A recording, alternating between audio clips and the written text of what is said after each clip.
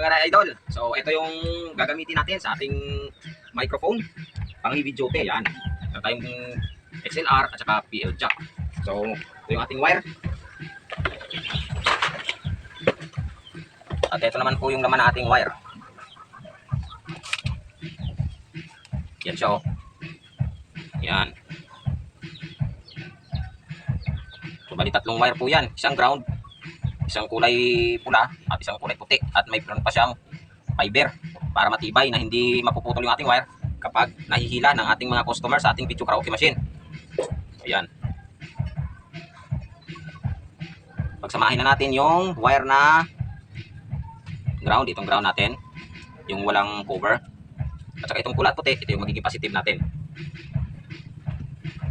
Tanggalin ko lang muna tong fiber.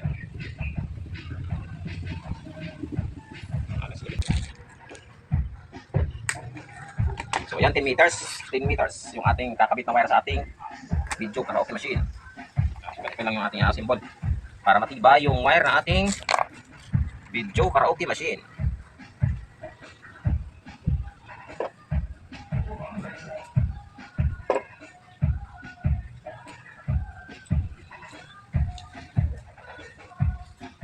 Tapos yung puti at saka pula ng wire, pagsamahin natin, magiging live signal natin yan.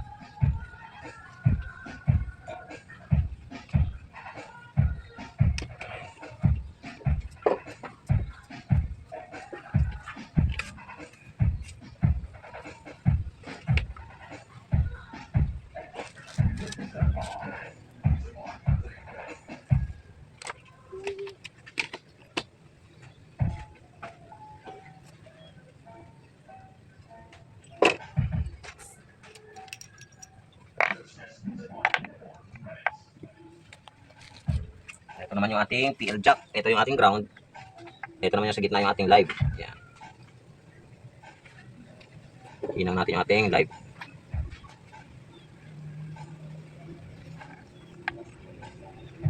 Tapos siyempre yung ground, huwag kalimutan.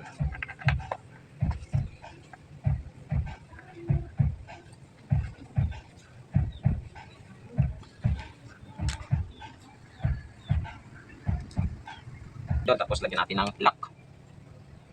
Ito yung magsisilbi nating pang-ipit.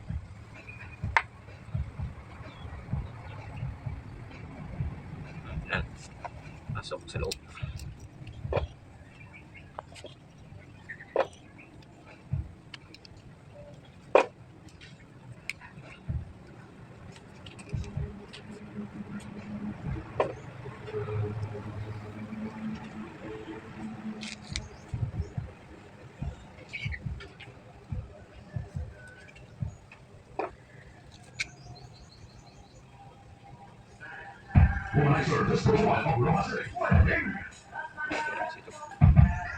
Ikakabit natin sa ating microphone.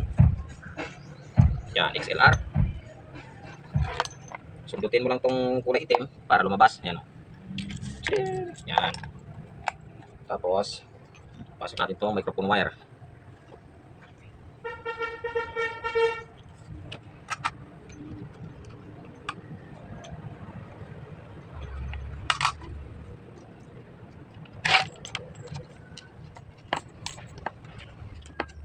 Yan o.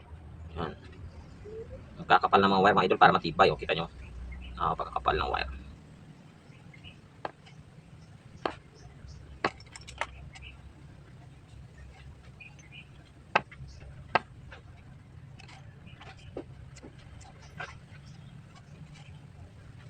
So yan, yung pinagsama natin yung kulay pula at puting wire. Yan o. Pinagsama natin.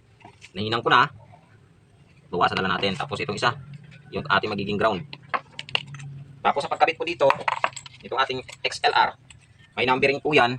Iwan ko kung makikita sa ating camera. Ayan, kita ba? Numero? May number po siyang 1, 2, at saka 3. Ito po yung number 3. Yan, ito number 3. Tapos, ito naman po yung number 2. Ayan, may nakatatak number 2. Iwan ko lang kung nakikita. Oo, makita yung number. Tapos ito yung number 1. Yung 1 at 3, pinagsasama ko po, at saka yung number 2, ito po yung pagkabitan natin ng puti at saka pulang wire. So, ihihina po natin. So, ito yung number 2. Tapos, ang ideya ko dito sa 3 at saka 3 at saka 2, dinidikit, 3 at saka 1, dinidikit ko po itong terminal nila. Yan.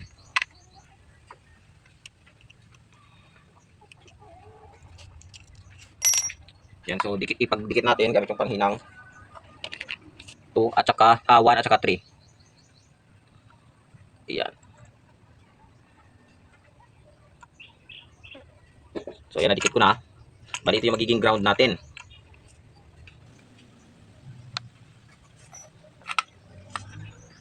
So ayan, ihinang natin yung ground natin sa 1 at saka 3.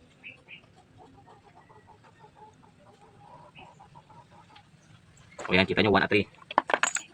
Tapos yung number 2, ito yung pula at saka puting wire natin. Yan siya natin ididikit.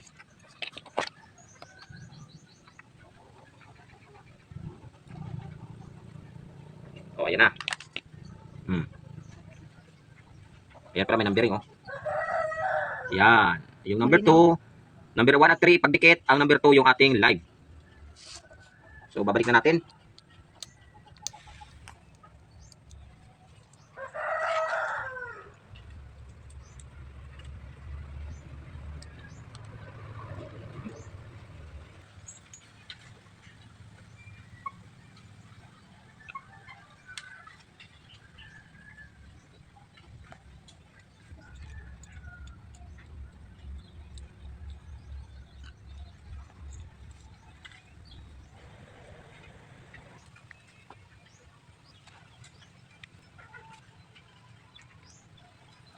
So yan mga idol, nakagawa na tayo ng heavy duty microphone wire. Pero bago ko yan tinitester ko muna para ma-sure natin na walang leak, walang short yung ating terminal o di kaya sakto yung ating pagkakahinang. Lagalan natin sa times 10 yung ating multi-tester. Tapos ito mga idol, ito mahabang metal na ito yung ating ground. Tapos ito yung sudulo na parang tanso, ito yung ating live. So yung live natin, unahin natin. Tapos dito, number 2. Yung live natin, ayan number 2. Yan, number 2. Pasok natin dyan. Tapos tester natin. Yan, may continuity tayo. Ibig sabihin, goods. Ilalagay natin sa ground para malaman natin kung may short yung ating wire. Yan, kita nyo naman, wala. Ibig sabihin, okay po siya. So ngayon, lilipat natin sa 3 at saka 1 yung ating ground. Yan, ito yung 3, ito yung 1. Lalagyan natin ground. Sa 3 muna.